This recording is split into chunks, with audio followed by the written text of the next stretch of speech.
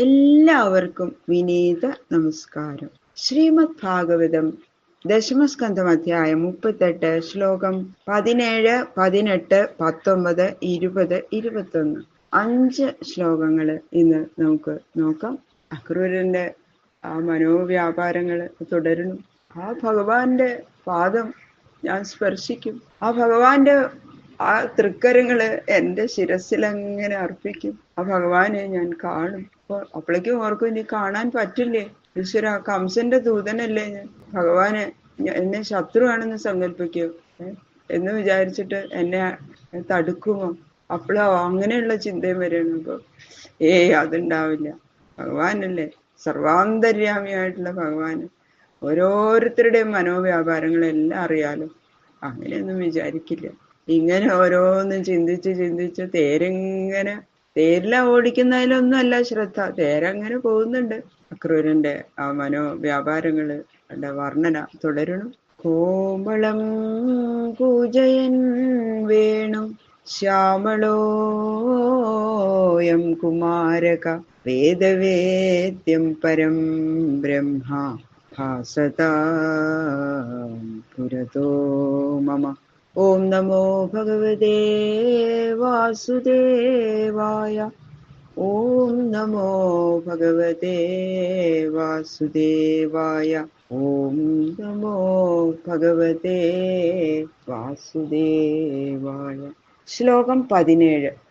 സമർഹണം യത്ര നിധായ കൗശിക തഥാ ബലിശ്ചാവ ജഗത്രയേന്ദ്രതാം യദ്വാ വിഹാരേ വ്രജയോഷിതാം ശ്രമം സ്പർശേന സൗഗന്ധികഗന്ധ്യപാനുദൽ. ഭക്തന്മാർക്ക് മോക്ഷം കൊടുക്കുന്ന ഈ ഭഗവത്കര പങ്കജം തന്നെ സകാമ ഭക്തന്മാർക്ക് സമൃദ്ധിയെയും അനുരക്തന്മാർക്ക് പരമസുഖത്തെയും നൽകുന്നു എന്ന് പറയുന്നു. ഇന്ദ്രപദവി കിട്ടണത് 100 യാഗം ചെയ്യുന്നത് കൊണ്ടാണ്. അപ്പൊ 100ാമത്തെ യാഗം അവസാനിക്കുമ്പോൾ ആ ഭഗവാന്റെ കയ്യിൽ ഇന്ദ്രൻ ദക്ഷിണ കൊടുക്കണം. അതിന്റെ ഫലമായിട്ടാണ് ഭൂസ്വർഗ പാതാളങ്ങളുടെ ആധിപത്യം ദേവേന്ദ്രന് സിദ്ധിച്ചിരിക്കുന്നത്.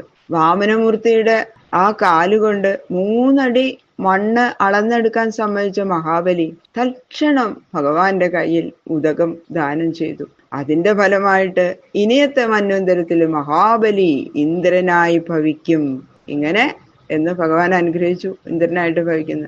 ഇങ്ങനെ ഭഗവത്കരത്തിൽ എന്തെങ്കിലും ഒരു പദാർത്ഥം ദാനം ചെയ്യുന്ന സകാമ ഭക്തന്മാർക്ക് ത്രൈലോക്യാധിപത്യം സിദ്ധിക്കണു. ആ വ്രജസ്ത്രീകളോട് കൂടി ചേർന്ന് രാസക്രീഡ ചെയ്യുമ്പോൾ അവരുടെ എല്ലാവരുടെയും ക്ഷീണം ഒരേ സമയത്തില് ആ കരസ്പർശനം കൊണ്ട് തീർത്ത് അവർക്ക് പരമസുഖത്തെ നൽകിയില്ലേ ഭഗവാൻ. ഇങ്ങനെ ഭക്തന്മാർക്ക് മോക്ഷത്തെയും സകാമ ഭക്തന്മാർക്ക് ഐശ്വര്യത്തെയും അനുരക്തന്മാർക്ക് പരമസുഖത്തെയും നൽകുന്ന ഭഗവാന്റെ കരപങ്കജത്തെ ഭഗവാൻ എൻ്റെ ശിരസിൽ വെച്ച് അനുഗ്രഹിക്കും. ഇതിന്മീത് എനിക്ക് സിദ്ധിക്കേണ്ടതായിട്ട് എന്താണുള്ളത്? എൻ്റെ ഭാഗ്യം എന്തെങ്കിലും വിചാരിക്കുകയാണ്. അതിങ്ങനെ തലയിൽ വെച്ചതായിട്ട് അങ്ങനെ അനുഭവിക്കുകയാണ്. കണ്ണടച്ചിരുന്ന് ചിന്തിക്കുക. പലപ്പോഴാണ് കണ്ണു തുറന്നിട്ട് തേര് തെളിക്കണത്. നമയ്യുപേക്ഷ്യത്യരിബുദ്ധിമച്യുത കംസസ്യ ദൂതപ്രഹിതോപി വിശ്വദൃക് യോന്തർബഹിശ്ചേതസേതദീഹിതം ക്ഷേത്രജ്ഞൈക്ഷ്യത്യമലേന ചക്ഷുഷാ. ആ ഉത്കണ്ഠ വർദ്ധിച്ചിട്ട് എന്തെങ്കിലും വിഘ്നം ഉണ്ടാവോ എന്നിങ്ങനെ ആലോചിക്കണം. പിന്നെ അതിനെ പരിഹരിക്കാൻ അതൊന്നും ഉണ്ടാവില്ല എന്ന് വിചാരിക്കും. നമ്മള് ഇപ്പൊ എന്തെങ്കിലും കാര്യങ്ങള് അത്യന്തം ഏറ്റവും ഇങ്ങനെ ആഗ്രഹിച്ചിരിക്കുന്ന കാര്യത്തിന് വല്ല വിഘ്നവും സംഭവിക്കുമെന്ന് എന്നുള്ള ശങ്ക എല്ലാവർക്കും അതുണ്ടാവും അല്ലെ? മനുഷ്യ സ്വഭാവമാണത്. അങ്ങനെ ഭഗവാൻ തന്നെ സ്വീകരിക്കുമോ? അതോ കംസൻ അയച്ചതുകൊണ്ട് കംസന്റെ കാര്യത്തെ സാധിപ്പിക്കാനായിട്ട് വരുന്ന ദൂതനായതുകൊണ്ട് ശത്രുവാണോ എന്ന് വിചാരിക്കുമോ? അങ്ങനെയുള്ളൊരു വിചാരം എന്നെ കുറിച്ചും ഭഗവാൻ ഉണ്ടാവുമോ എന്ന് ശങ്കയുണ്ടായി. കുറച്ച് കഴിഞ്ഞപ്പോ അങ്ങനെ ഉണ്ടാവാൻ വഴിയില്ല. ഒരിക്കലും ഭഗവാൻ എന്നെ കുറിച്ച് അങ്ങനെ വിചാരിക്കില്ല. എന്തുകൊണ്ടെന്നാൽ സർവാന്തര്യാമിയായ ഭഗവാന്റെ ജ്ഞാനത്തിന് യാതൊരു ദിക്കിലും തടസ്സമില്ലാത്തത് കൊണ്ടല്ലേ അച്യുതൻ എന്ന പേര് തന്നെ ഭഗവാൻ ഉണ്ടായിരിക്കുന്നത്. സകല ജീവികളുടെയും മനസ്സിന്റെ ഉള്ളിലും പുറത്തും നടക്കുന്ന വ്യാപാരത്തെ സർവദാ കണ്ടുകൊണ്ടിരിക്കുന്ന പരമാത്മാവ് ഭഗവാനായിരിക്കുന്നതിനാൽ പുറമെ ഞാൻ കംസദൂതനാണെങ്കിലും ഉള്ളുകൊണ്ട് ഭഗവാനെ സ്നേഹിക്കുന്നവനാണെന്ന് സത്യസ്ഥിതി ഭഗവാൻ അറിയാലോ. അതുകൊണ്ട് എന്നിൽ ശത്രുപക്ഷക്കാരൻ എന്നുള്ള വിചാരം ഭഗവാൻ ഉണ്ടാവില്ല. നാം പിന്നെ ഉറപ്പിച്ചു. അപ്യംഘ്രിമൂലേ അവഹിതം കൃതാഞ്ജലിം മാമീക്ഷിതാ സസ്മിതമാർദ്രയാദൃശ സപദ്യഭദ്വസ്തസമസ്തകിൽവിഷോ മൂഢാമുദം വീതവിശങ്കഊർജിതാം. ഭഗവത് ചരണ സമീപത്തില് നമസ്കരിച്ചും വിനയത്തോടുകൂടി അഞ്ജലി ബന്ധം ചെയ്ത് നിൽക്കുന്ന എന്നെ പുഞ്ചിരിയോടുകൂടി കൃപാദൃഷ്ടി കൊണ്ട് ഭഗവാൻ കടാക്ഷിക്കും. ഞാൻ ഭഗവാനെ കാണുമ്പോൾ അങ്ങനെ തൊഴുത്തുകൊണ്ട് വിനയപൂർവം 2 കൈയും കൂപ്പി തൊഴും. അപ്പൊ ഭഗവാൻ എന്നെ പുഞ്ചിരിയോടുകൂടി ഒരു നോട്ടം നോക്കും. ആ കൃപ ആ ഭഗവാന്റെ കൺകളിൽ ഇങ്ങനെ തെളിഞ്ഞു വരും. അപ്പൊ തന്നെ എൻ്റെ സമസ്ത പാപവും നശിക്കും. ഇനി എനിക്ക് സംസാരത്തിൽ ജന്മമെടുക്കേണ്ടതായിട്ട് വരുമോ എന്നുള്ള ആ ശങ്ക പിന്നെ എനിക്കുണ്ടാവില്ല.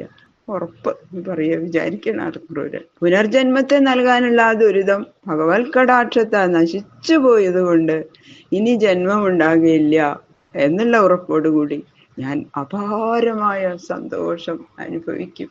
അങ്ങനെ അത് അനുഭവിച്ച മാതിരി ഇങ്ങനെ ആനന്ദിച്ചുകൊണ്ടിരിക്കുക ആ ക്രൂരൻ. സുഹൃത്തമം ജ്ഞാതി അനന്യദൈവതം ദോർഭ്യാം മൃഗഭ്യാം പരിരപ്സ്യതേധമാം ആത്മാഹി തീർത്ഥീക്രിയതേ തദൈവ മേ ബന്ധശ്ച കർമാത്മക ഉച്ഛസിത്യത. കാപട്യം ലേശവുമില്ലാതെ ഭഗവാനെ ഏറ്റവും സ്നേഹിച്ചു കൊണ്ടിരിക്കുന്ന പരമസുഹൃത്തും പിതാവായ വസുദേവന്റെ സഹോദരനായതുകൊണ്ട് ഇളയച്ഛനും അന്യൻ സഹായമുണ്ട് എന്നുള്ള വിചാരവും ലേശവുമില്ലാതെ ഭഗവാനെ തന്നെ ആശ്രയിച്ചുമിരിക്കുന്ന എന്നെ ഭഗവാൻ തൻ്റെ ആ സുന്ദരമായിട്ടുള്ള കൈകൾ കൊണ്ട് മുറുക്ക് പിടിച്ച് ആലിംഗനം ചെയ്യും. അപ്പോഴേക്ക് രോമാഞ്ചം വന്നു അക്രൂരന്. ഇപ്പോൾ തന്നെ എൻ്റെ ഈ ശരീരം പരിശുദ്ധമായി ഭവിക്കും.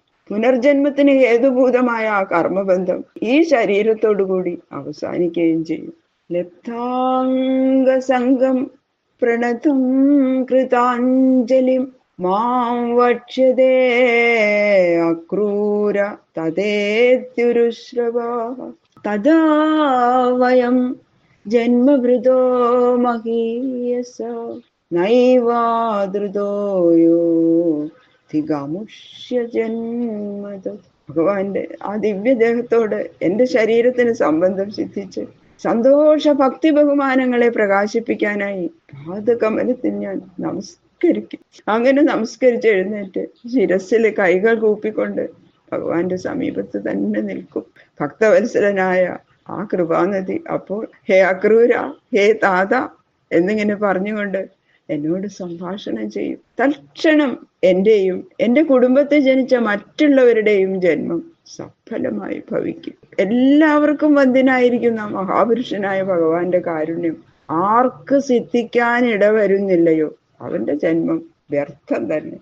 ആരുടെ ഹൃദയത്തിൽ പരിശുദ്ധിയും അത് നിമിത്തം ഭക്തിയും ഉണ്ടാകുന്നുവോ അവരുടെ നേരെ ഭഗവാൻ പ്രസാദിക്കും. ഹൃദയശുദ്ധി സമ്പാദിക്കാത്തവന്റെ ഭജനം കൊണ്ട് അവന് യാതൊരു ഗുണവും സിദ്ധിക്കില്ല.